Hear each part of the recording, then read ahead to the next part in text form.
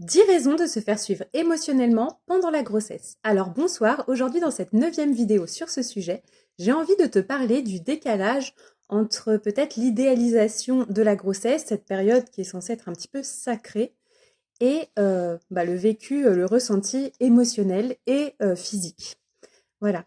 Alors c'est vrai que peut-être ça le fait plus pour une première grossesse, mais parfois on peut avoir une projection dans cette période de vie qui peut être un petit peu idéalisée finalement le ressenti émotionnel et physique est assez différent de ce qu'on aurait pu imaginer.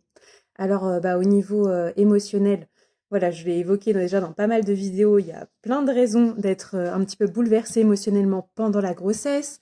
Ça peut être aussi avec les relations avec l'entourage, les petites remarques que l'on peut avoir tout au long de la grossesse, voilà, les diagnostics médicaux, tous les examens à faire. Voilà, enfin, il y a plein de raisons de se sentir un petit peu bouleversé émotionnellement.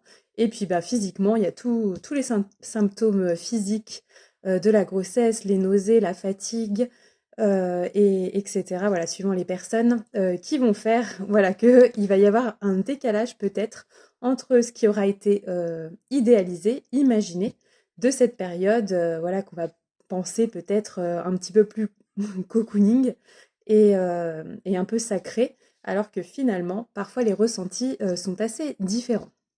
Voilà, donc j'avais envie de parler de ça.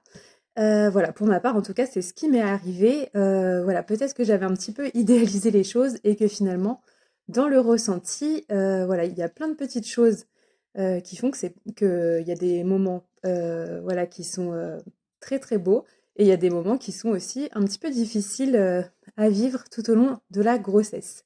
Voilà. Et ben, je te dis à très bientôt pour la dernière vidéo sur ce sujet.